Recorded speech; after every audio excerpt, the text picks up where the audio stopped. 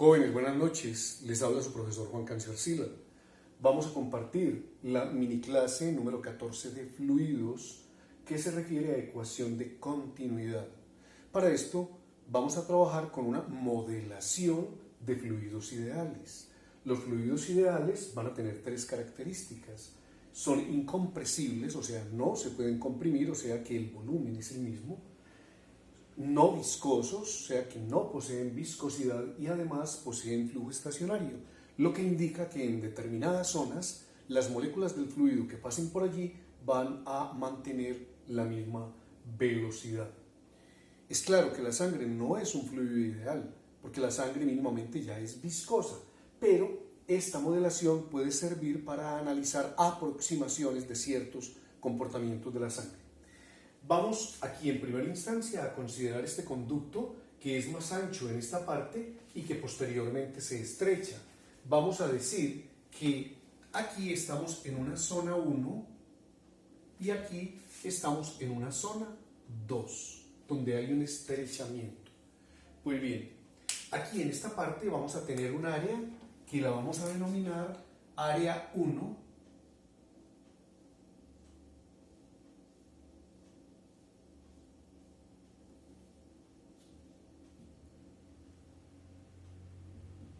Y por aquí vamos a tener otra área que vamos a denominar área 2.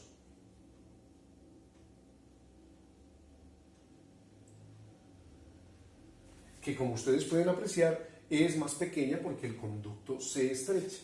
Ahora, resulta que aquí vamos a tener un radio que vamos a denominar radio 1. Y por aquí vamos a tener otro radio más pequeño, obviamente, debido al estrechamiento, que vamos a denominar radio 2. Muy bien. Lo cierto es que hay elementos de volumen. En este lado tengo un elemento de volumen, lo voy a representar de esta manera.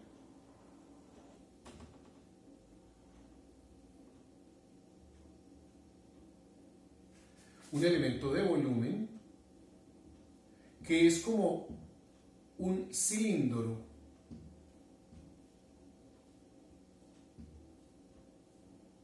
Es como un cilindro cuyo ancho es delta de x1.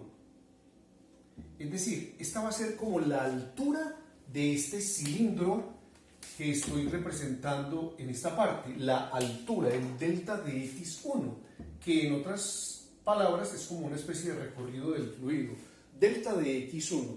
Y aquí podemos afirmar que el elemento de volumen lleva una velocidad promedio v1. También hay un elemento de volumen en este otro extremo que va a ser más larguito, va a ser un elemento de volumen más larguito, pero va a ser más delgado, más largo y delgado, porque allí es más ancho y corto. Muy bien. Ahora, esta longitud de este elemento de volumen lo vamos a denominar delta de x2. Delta de x2 es como la altura de ese cilindro que tenemos allí. Entonces, observamos que hay dos elementos de volumen. Correcto. Ahora, este elemento de acá tiene una velocidad que la vamos a llamar velocidad 2. Velocidad media 2. Correcto. Que en esencia debe ser diferente a la de esta zona. Bueno, hay un principio que es el principio de conservación de la masa para estos fluidos ideales, que me dice que la masa en la zona 1 es igual a la masa en la zona 2.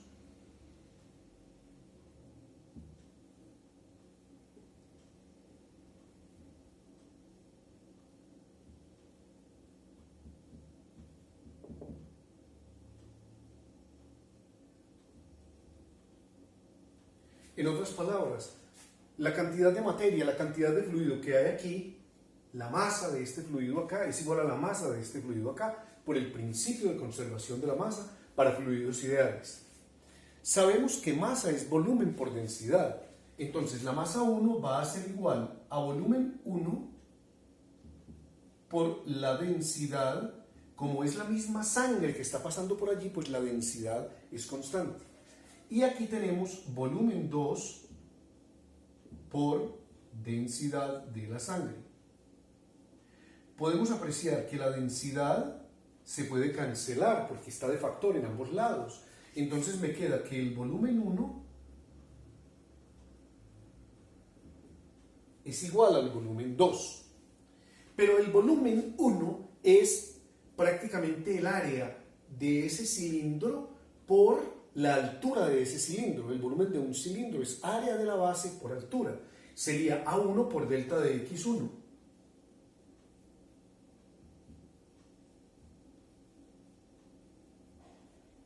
Y aquí tendríamos área 2 por delta de X2.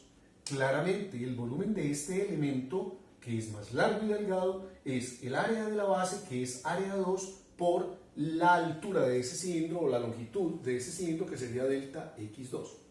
Ahora, si yo considero el mismo tiempo t en ambas zonas, pues uno piensa que va a pasar por allí la misma masa. Yo puedo dividir en ambos miembros de la igualdad por el mismo tiempo.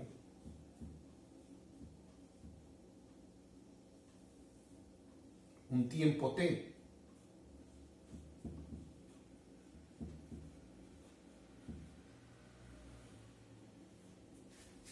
Estoy dividiendo en ambos miembros de la igualdad por el mismo número. Ahora, si nosotros observamos aquí esta distancia sobre este tiempo y esta distancia sobre este tiempo, tendríamos que decir que esta es la velocidad media en 1, distancia sobre tiempo, y esta es la velocidad media en 2. Por lo tanto, área 1 por velocidad 1 es igual a área 2 por velocidad 2. Esta es propiamente la que denominamos ecuación de continuidad, esta que hay acá. Pero observen, aquí estamos considerando nada más dos zonas, pero para fluidos ideales, si considero yo varias zonas, en todas el área por la velocidad va a permanecer constante, en todas las zonas. De manera que esta es la forma más general de la ecuación de continuidad. Para un fluido ideal, entonces, el área por la velocidad permanecen constantes.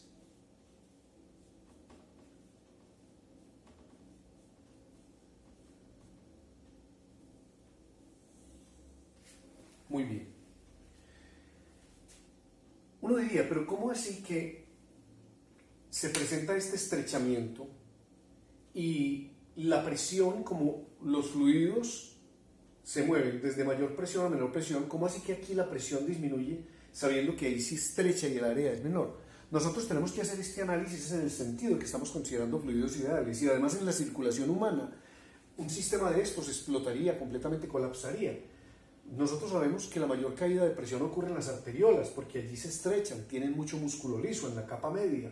Pero resulta que allí también ocurre una gran ramificación que está aumentando el área global, o sea que hay una distribución en redes en paralelo que permiten perfectamente que la presión disminuya a expensas de un aumento de la superficie global.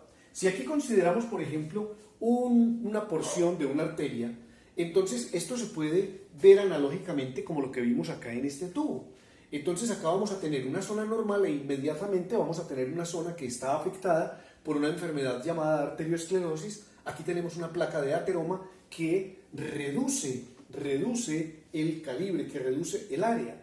Si nosotros tomamos un ejemplo acá y decimos que esta es la zona 1 y esta es la zona 2, el sitio donde está el ateroma, pues entonces nosotros tendremos que decir que se va a cumplir la ecuación de continuidad. Pero aquí debemos tener presente de que aquí hay un estrechamiento vamos a tener un área menor, vamos a llamarla área 2, y aquí vamos a tener un área 1, que es un área mayor. Obviamente que aquí vamos a tener un radio, este radio lo vamos a denominar radio 2, y aquí tenemos otro radio que es más grande, que lo vamos a denominar radio 1. Además, aquí también vamos a tener velocidad, que la vamos a llamar velocidad 1, y por aquí velocidad 2. Esta velocidad 2 trata de ser más grande. Entonces, aquí yo no he pintado los elementos de volumen, pero se sobreentienden. Entonces, si yo tengo un accidente vascular, o sea, como en este caso un ateroma en una arteria, y decimos que el área se reduce a la quinta parte, entonces yo digo que el área 2 es igual a la quinta parte del área 1. Entonces yo quiero averiguar qué ocurre con la velocidad en esa zona 2. Entonces nos hacemos la pregunta, ¿qué pasa con B2? Para ello, asumiendo de que la sangre no es viscosa, asumiendo de que la sangre es un fluido ideal, nosotros podemos hacer una modelación en la cual calculamos el valor promedio de esa velocidad por medio de la ecuación de continuidad. Entonces vamos a decir que el área 1